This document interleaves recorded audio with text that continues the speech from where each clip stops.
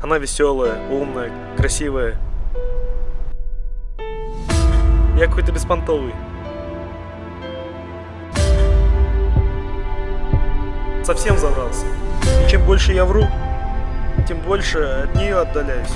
Ну не подходите вы друг другу, понимаешь? Ну не подходите.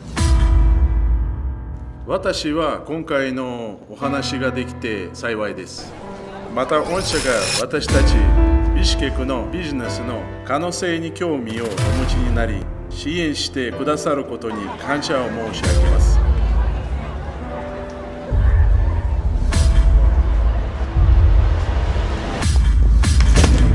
У тебя обнаружена опухоль головного мозга. Что? У меня есть шанс? Если он есть, то какой? Хорош пудрить моей сестренке мозги. Хорош, успокойся!